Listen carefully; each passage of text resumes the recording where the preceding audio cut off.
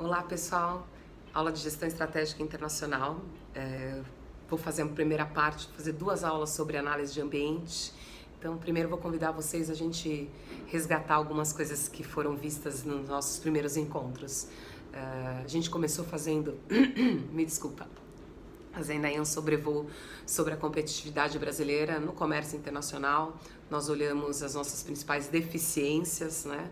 E principalmente a nossa queda no que diz respeito à produtividade, né? Que o nosso crescimento econômico sempre teve muito ligado à questão de aumentar recursos e que o mundo hoje é outro, né?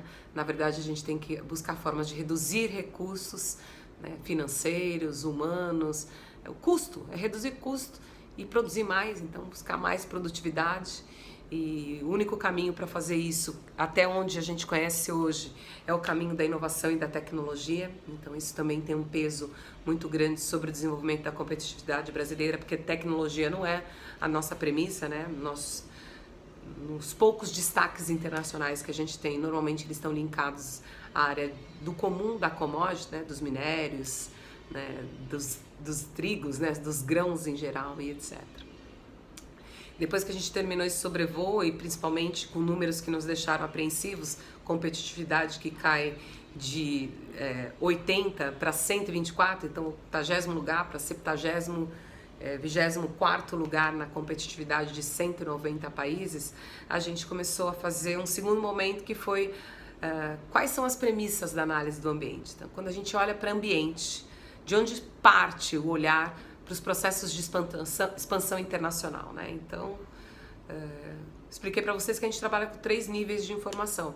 Apesar deles serem apenas 3 níveis, eles vão se desdobrar em uma série, né, de outras competências e requisitos. Expliquei também para vocês que normalmente dentro do trabalho do analista de comércio exterior, a gente faz isso via sistema de informação, banco de dados, né, que geram relatórios de acordo com os requisitos que a gente solicita. Quais são, então, esses 3 requisitos necessários para a análise da expansão internacional? O que a gente avalia? A gente avalia informações de nível econômico e financeiro, informações de nível geográfico, político, né, e demográfico, e, por fim, informações culturais. As informações de base econômica e financeira, vocês recordam que são as informações que dizem respeito aos agregados econômicos. Então, PIB, renda per capita, salário médio, poder de consumo, a questão cambial, né? Então, quando você está no comércio internacional, perceber que a gente sempre tem que pensar nessa conversibilidade. E aí, no ponto das informações financeiras, é sobre o mercado de crédito, né? Então, como as pessoas, grande parte do mundo, ao consumir bens de consumo duráveis, e no caso do Brasil até os não duráveis, elas os fazem através de meios de parcelamento, né?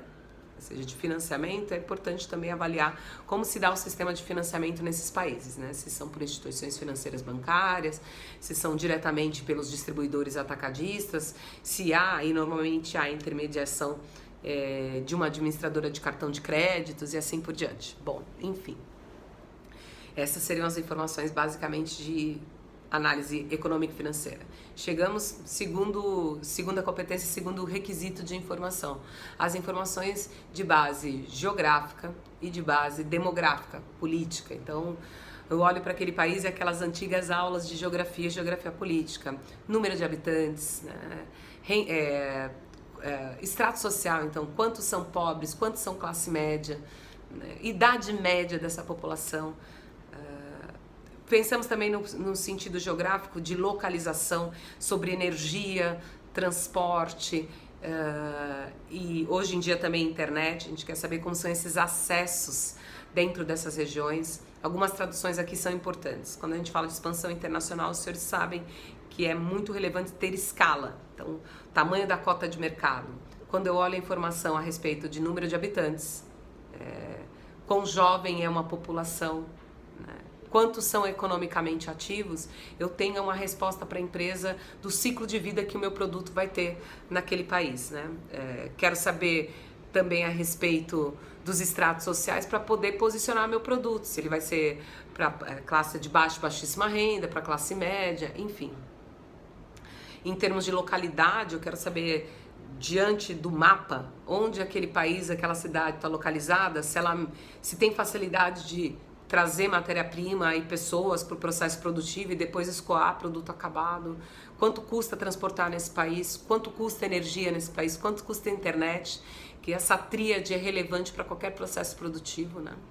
Então, essas são as informações que a gente avalia dentro do caráter demográfico, político, assim, as relações políticas também desse país, em termos de acordo, normas técnicas, etc., né? Então, e por fim, as informações que, como a gente conversou, são as mais estratégicas, aquelas informações de base cultural, como as pessoas se relacionam, como elas consomem, a cultura mesmo no que diz respeito aos hábitos, no consumo dos bens de consumo durável. Então, como é que o cara compra carro naquele país, como é que compra computador, como é que tem acesso, como é o acesso aos planos de saúde, à universidade, se é pública, se é privada. A gente tem que entender como as pessoas se relacionam, se elas vivem em família, vivem sozinhas, qual o tamanho médio das famílias, religião, cores, estilo musical, etc. Então, aí, né, a multiplicidade cultural também traz um grande desafio para os processos de expansão internacional, é que tentar fazer um mapeamento daquilo que a princípio parece subjetivo, mas de subjetivo não tem nada. Normalmente as informações anteriores, as informações financeiras, econômicas e geográficas, elas são públicas, né? Então todas as empresas têm acesso, você e seu concorrente. As informações culturais, ela vem de uma percepção, né, da empresa em relação ao seu produto. Por isso também, para fechar, para não ficar muito longo, a gente fala sobre a importância de fazer experiências com exportação e importação para os países nos quais a gente tem perspectiva de fazer processos de internacionalização, justamente para que a gente possa experimentar, a gente possa estagiar na área. É isso. Um beijo, até o próximo encontro, onde a gente vai falar dos países. Tchau!